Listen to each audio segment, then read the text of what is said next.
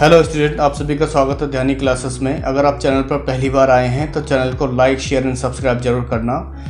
आज की वीडियो में हम the best Christmas present in the world की समरी कवर करेंगे in Hindi from class 8 CBSE। So let's get started.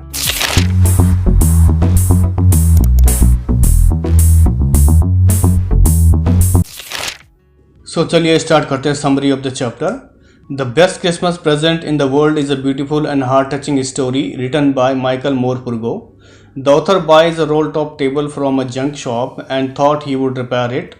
While repairing it, he finds a secret space in the last drawer. He finds a small tin box inside the last drawer. So, the best Christmas present in the world, Michael Morpurgo द्वारा लिखी एक सुंदर और दिल को छू जाने वाली कहानी है। एंड लेखक एक कबाड़ की दुकान में जाता है और फिर वहाँ से एक रोल टॉप टेबल ख़रीदता है और उसने सोचा कि वहाँ इसकी मरम्मत करेगा क्योंकि उसको उसकी ज़रूरत थी।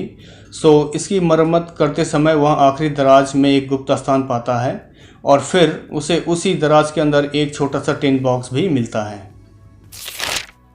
The narrator finds a letter inside it written by Jim Macpherson to his wife Connie. Connie is the wife of a captain McPherson.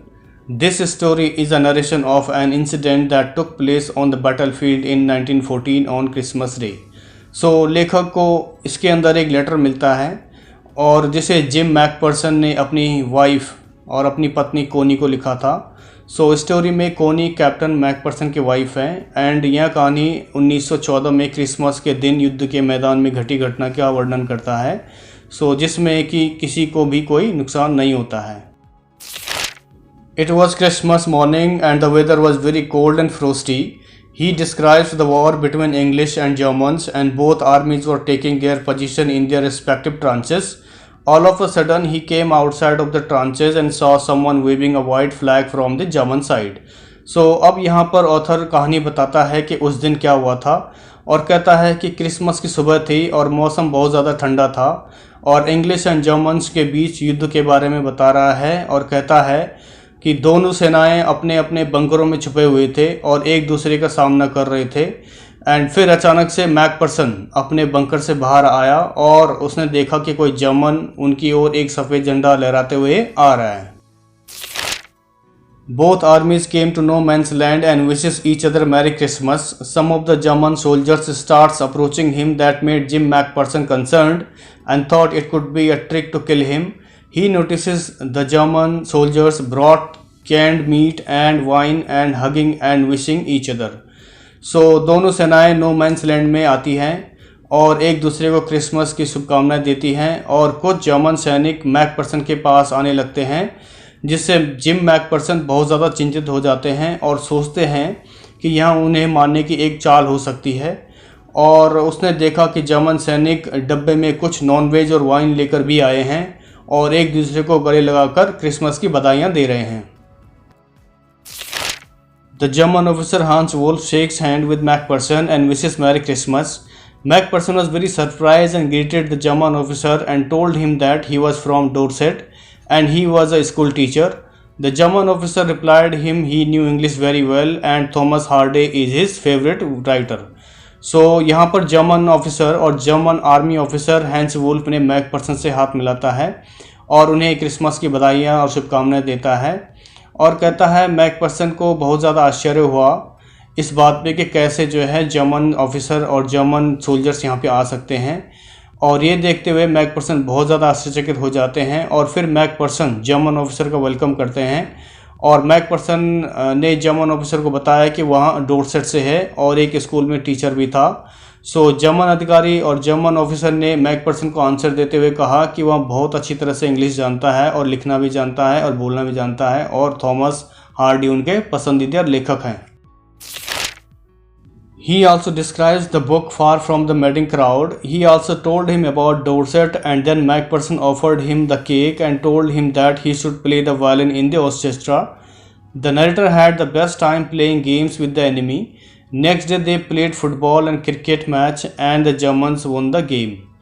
यहाँ पर जर्मन ऑफिसर ने थॉमस हार्डी द्वारा लिखी गई far from the madding crowd पुस्तक के बारे में बताया कि उसमें क्या लिखा हुआ है और वो बुक क्यों लिखी गई है।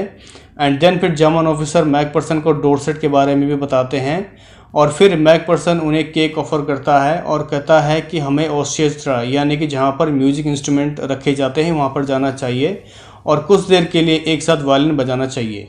सो मैकपर्सन के पास एनिमी दैट मीन्स अपने दुश्मन के साथ कुछ गेम खेलने का भी अच्छा समय था और अच्छा मौका रहता है।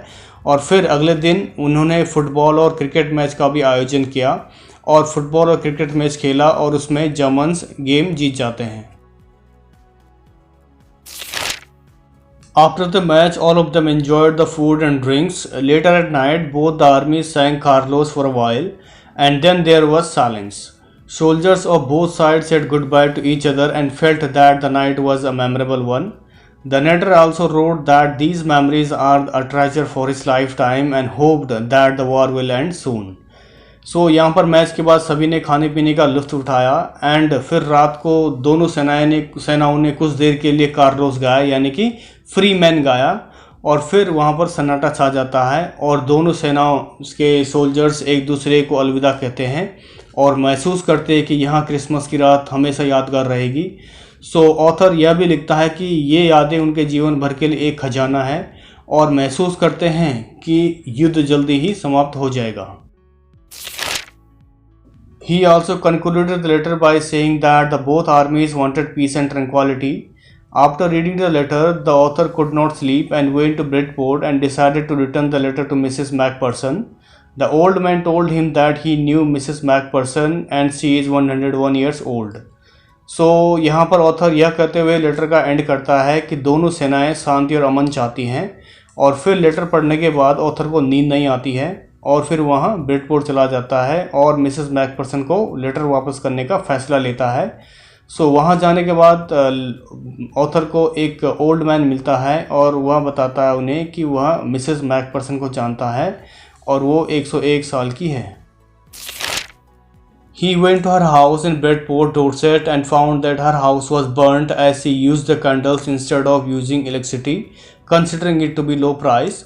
The author comes to know she is in the nursing home named Burlington House on Dorchester Road. So यहाँ पर ऑथर मिसेस मैकपर्सन के घर ब्रिडपोर्ट डोरसेट जाता है और देखता है कि जिस घर में मिसेस मैकपर्सन रहती थी वो घर आग से झुलस चुका है क्योंकि वह घर में इलेक्ट्रिसिटी की जगह मोमबत्तियों का यूज़ करती थी और मिसेस मैकपर्सन को लगता था कि वो इलेक्ट्रिसिटी बचा सकती है। एंड उसके बाद ऑथर को पता चलता है कि वह डोरचेस्टर रोड पर बर्लिंगटन हाउस नाम के एक नर्सिंग होम में रहती है। He finds Mrs. Macpherson sitting on a chair and there was a lighted Christmas tree kept in a corner inside the room. There were many people inside the house near the dining room and they were singing and wearing a paper hat. When the author called her name Connie and returned the letter to her, her eyes lit up. So यहाँ पर जब author वहाँ पहुँचता है तो Mrs McPherson को एक chair पर बैठे हुए पाता है और कमरे के अंदर एक कोने में जगमगाता हुआ क्रिसमस ट्री रखा हुआ था और देखता है कि डाइनिंग रूम के पास घर के अंदर कई लोग थे और वो लोग गाना गा रहे थे और उन्होंने कागज़ की टोपी पहनी हुई थी। सो जब ऑथर उस लेडी को कोनी के नाम से पुकारता है और उसे जिम मैकपर्सन द्वारा लिखा हुआ लेटर वापस देता है तो ओल्ड लेडी की आंखें चमक उठती है। She took his hand with eyes filled with tears and said that her Jim kept the promise.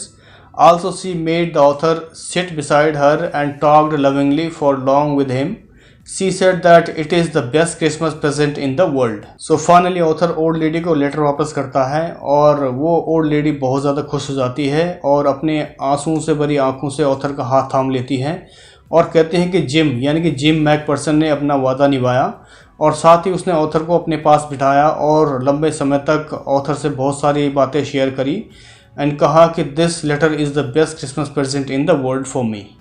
So this is the end of the summary of the chapter. I hope you like the video. For more informative videos, do subscribe my channel, hit the bell icon so that you get notified whenever new video will be uploaded. So thank you so much for watching once again. Stay safe, stay healthy.